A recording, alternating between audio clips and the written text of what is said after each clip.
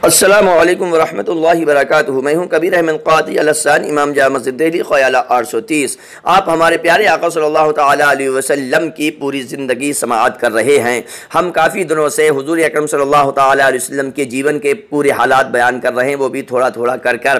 कल आपने सुना था कि हज़रत अबू ज़र ग़िफ़ारी कैसे ईमान लेकर आए और हज़रत तुफ़ैल अमर दूसी कैसे ईमान लाए और बैत उक़बा ऊला के बारे में सुना। आज आप समाअत करेंगे बैत उक़बा सानिया के बारे में और हुजूर सल्लल्लाहु अलैहि वसल्लम के 12 नक़ीब, ये आज आप समाअत करने वाले हैं।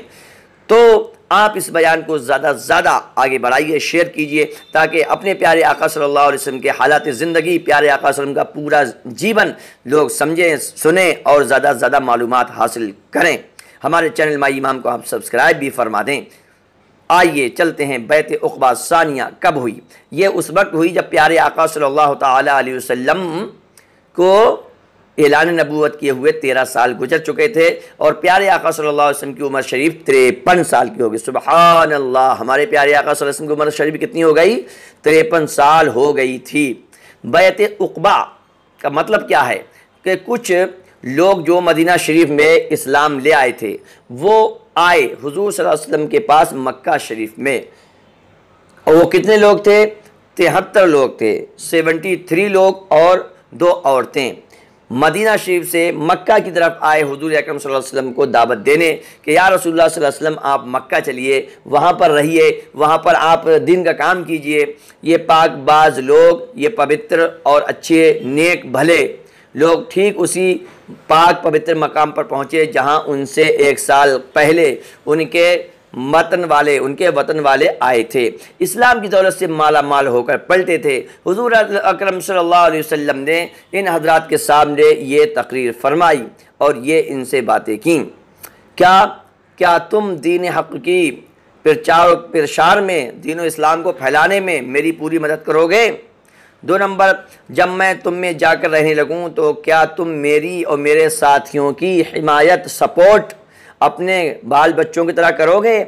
ये 2 बातें हुजूर सल्लल्लाहु अलैहि वसल्लम ने इनसे की। फिर से आप सुनिए, हुजूर सल्लल्लाहु अलैहि वसल्लम ने फरमाया, क्या दीन की इशाअत में, यानी दीन के फैलाने में, दीन की दावत देने में, दीन के प्रचार और प्रसार में तुम मेरी पूरी मदद करोगे, मेरी खिदमत करोगे? और जब मैं तुम में जाकर रहने लगूँ तो क्या तुम मेरी और मेरे साथियों की सपोर्ट करोगे, हिमायत करोगे, ऐसी जैसे कि अपने घर वालों की करते हो? इन लोगों ने दरियाफ़त किया, हमें इसका सिला क्या मिलेगा, हमें इसका रिवार्ड क्या मिलेगा, हमें इसका इनाम क्या मिलेगा? प्यारे आका सल्लल्लाहु अलैहि वसल्लम ने फरमाया, जन्नत जो खुदा की खुशनुदी की जगह है, खुदा की रज़ामंदी की जगह है।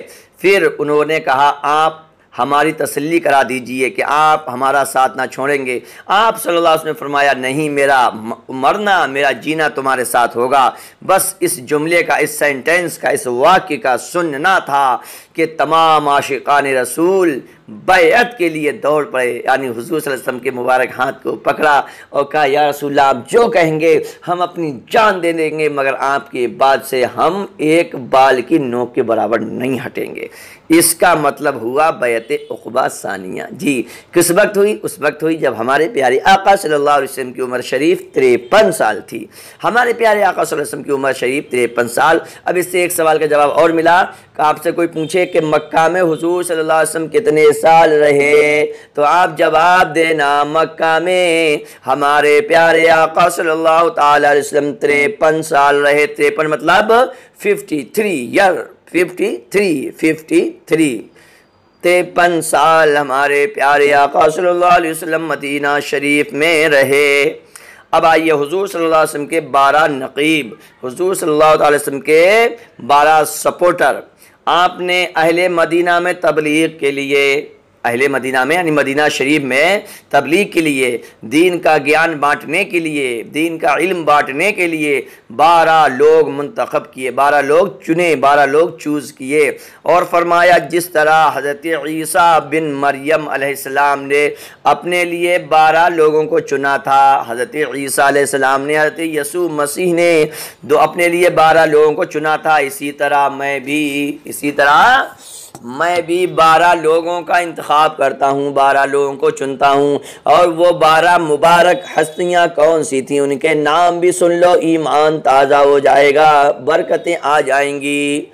वो 12 लोग ये हैं: असअद बिन ज़ुरारा, राफ़ी बिन मालिक, उबादा बिन स्वामित, साद बिन रबी, मुंज़र बिन उमर, अब्दुल्ला बिन रवाह, बरा बिन मअरूर, अब्दुल्ला बिन अमर बिन हराम, साद बिन उबादा, उसैद बिन ज़ुहैर, साद बिन खैसमा, अबुल हैसम बिन तिहान।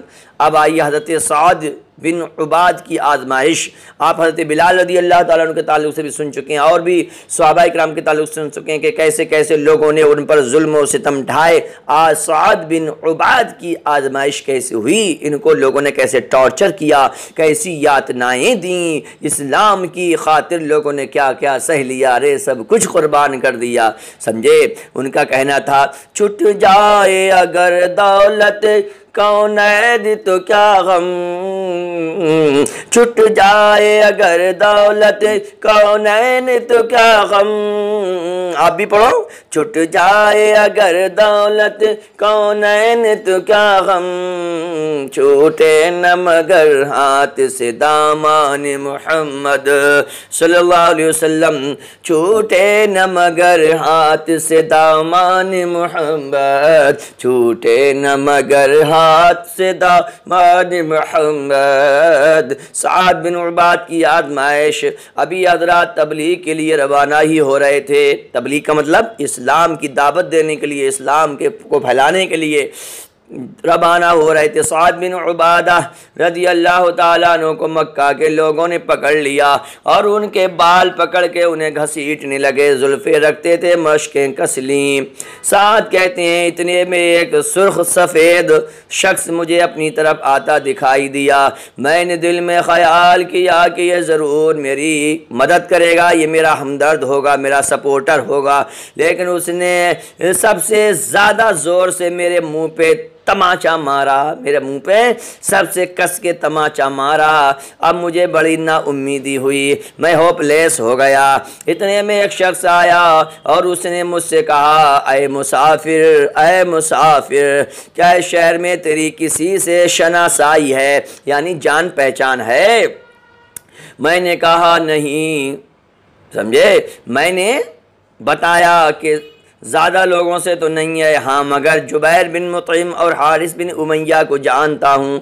ये लोग मेरे शहर में तिजारत के लिए बिजनेस ट्रिप पर आते रहते थे, मैं इनको बार बार अपने घर में पनाह देता था। वो शख्स बोला, फिर इन्हीं के नाम की दुआई दो। जब मैंने उनको पुकारा तो शख्स ने जाकर उन दोनों को इत्तला दी और वो आ गए। इस तरह मेरी जान बची। हकीकत यह है कि इस ज़माने में इस्लाम लाने के माना ही ये थे कि आदमी अपनी जान व माल सब कुछ कुर्बान करने के लिए तैयार हो जाए। ये बात आप अच्छी तरह फिर से सुनो। हकीकत यह है कि उस ज़माने में इस्लाम लाने का मतलब, इस्लाम लाने का पर्पस, इस्लाम लाने का मकसद, इस्लाम का एम यही थे कि आदमी अपनी जान, अपना माल सब कुछ कुर्बान करने को लिए तैयार हो जाए। अफसोस, बड़ा अफसोस, फिर अफसोस, फिर अफसोस कि आज हम अपने पेट के लिए, अपनी औलाद के लिए, अपने माल और दौलत के लिए हर तदबीर करते हैं, तरकीब करते हैं, मीटिंग करते हैं, मशवरे करते हैं, पंचायत लगाते हैं कि हमारा कारोबार कैसे बढ़िया होगा, हमारा घर बार कैसे बढ़िया होगा, हमारे खेतों खलिहान कैसे बढ़िया होंगे, हमारे दुकानों मकान कैसे तरक्की करेंगे। इसके बारे में हम पंचायत करते हैं, मीटिंग करते हैं, लोगों के सजेशन लेते हैं, लोगों के ओपिनियन लेते हैं, लोगों की राय लेते हैं, लोगों के मशवरे लेते हैं।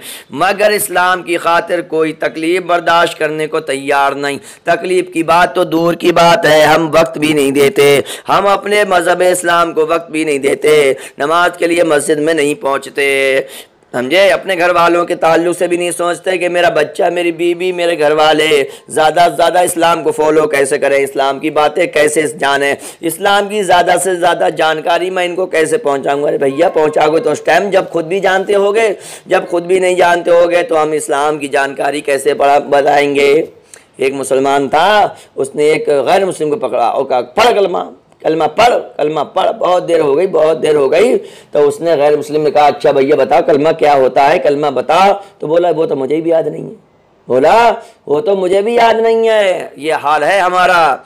मेरे भाइयों, ज़्यादा से ज़्यादा दीन की तालीम हासिल करो, दीन की तबलीग हासिल करो, दीन की ज्ञान हासिल करो, दीन की शिक्षा प्राप्त करो, दीन का नॉलेज हासिल करो और लोगों को बढ़ाओ।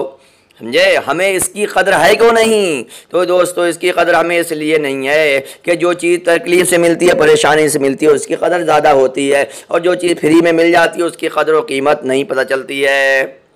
ये इसकी ज़ाहिरी वजह यह है कि ये नियामत हमें बिला मशक्क़त, बिला परेशानी के, बिला स्ट्रगल के, बिला अभ्यास के, बिला परिश्रम के मिल गई है। इसलिए हमें इसकी हकीकत और इसकी अहमियत मालूम नहीं है। समझे कि नहीं समझे? मगर इसका नतीजा कौमी पैमाने पर रुसवाई और ज़िल्लत है यार। हर तरह मुसलमान क्यों सता रहा है, क्यों पिट रहा है, क्यों कुट रहा है? इसलिए कि उसने दीन इस्लाम की बातों को अमल करने का कोई इसके अंदर जज्बा नहीं रहा। एक बात मैं आपको और बताऊं, एक मर्तबा लोग फुटबॉल खेल रहे थे। एक बुजुर्ग से लोगों ने पूछा हजरत ये इस पर लाते क्यों मार रहे हैं? लाते आपने फुटबॉल देखी होगी, उस पर लात मारते हैं, बड़ी सी गेंद होती है, लात मारते हैं। कभी गेंद इधर भागती है, कभी उधर भागती है, कभी इधर भागती है, कभी उधर भागती है, कभी इधर भागती है, कभी उधर भागती है। तो बुजुर्ग ने कहा कि ये लातें इसलिए इसको पढ़ रही हैं कि ये अंदर से खुक्कल है, अंदर से इसमें कुछ नहीं है, खाली हवा भरी हुई है। तो आज भी हमारा यही हाल है कि हम हर जगह पिट रहे हैं, कुट रहे हैं, मारे जा रहे हैं। क्यों? हम अंदर से खुक्कल हो गए। बस बाहर से नाम मुसलमान का, बस नाम ही नाम है और बाकी कुछ नहीं है हमारे अंदर। जिस दिन हम अपने अंदर इस्लाम की सुन्नतें, प्यारे आका के तरीक़े को अपना लेंगे और अपने आप को वज़नदार कर देंगे, उस दिन जो भी हमसे टच करेगा वो चूर चूर हो जाएगा। तो मेरे भाइयों, हम ये सताए जा रहे हैं, पिट रहे हैं, कुट रहे हैं, मर रहे हैं, ये सिर्फ हमारी वजह है, क्योंकि हम अपने अंदर से खुक्कल हो गए। इस्लाम की कोई बात हमारे अंदर रही नहीं। तो लिहाजा मेरे भाइयों, ज़िल्लत रुसवाई से निकलो, और जो कुछ हम बर्दाश्त कर रहे हैं ये उस वक्त तक हमें परेशानी झेलना पड़ेगी। उम्मत मुस्लिमा को वक़ार सिर्फ उस वक्त मिलेगा। ये एक जुमला याद कर लो, उम्मत मुस्लिमा को यानी मुसलमान कौम को, पूरी मुसलमान बरादरी को उस वक्त इज़्ज़त मिलेगी, उस वक्त रिस्पेक्ट मिलेगी, उस वक्त आदर मिलेगा, उस वक्त सम्मान मिलेगा जब हम मज़हब इस्लाम का आदर और सम्मान करने लगें, जब हम मज़हब इस्लाम की बातों को ज़्यादा से ज़्यादा मानने लगें। कल आप समाअत करेंगे हिजरत। हमारे प्यारे आका सल्लल्लाहु अलैहि वसल्लम ने मक्के को जब छोड़ा, मक्के से इमिग्रेशन किया, मक्के से प्रवासन किया, तो प्यारे आका सल्लल्लाहु अलैहि वसल्लम को क्या क्या परेशानी आई। हुज़ूर सल्लल्लाहु अलैहि वसल्लम किस रास्ते से मक्का शरीफ को रवाना हुए और रास्ते में आपको क्या क्या हुआ, क्या इससे कैसी परेशानियाँ हुई, इसको आप समाअत करेंगे। ज़्यादा से ज़्यादा हमारे बयानात को सुनते रहिए। हमारे हुजूर सल्लल्लाहु अलैहि वसल्लम की ज़िंदगी आप समाअत कर रहे हैं। हम रोज़ाना थोड़ा सा 10-15 मिनट ये बयान करते हैं, इसको आप ज़्यादा से ज़्यादा शेयर करें ताकि सारे मुसलमानों को दीन की तबलीग, दीन के बारे में, इस्लाम की हिस्ट्री के बारे में, इस्लाम की तारीख़ के बारे में, हमारे प्यारे आका सल्लल्लाहु अलैहि वसल्लम की पूरी ज़िंदगी के बारे में मालूमात हो जाए। जो भी आपका फेसबुक है, व्हाट्सएप है, इंस्टाग्राम है, टेलीग्राम है, जोन सा ग्राम है, सारे ग्रामों में इसको शेयर कीजिए ताकि हर मुसलमान के पास ये पहुँचे। जो आपके रिश्तेदार हैं, अज़ीज़ व अक़ारिब, जितने भी फ़ोन में नंबर हैं, सबको ये सेंड कर दीजिए। अस्सलामु अलैकुम व रहमतुल्लाहि व बरकातहू।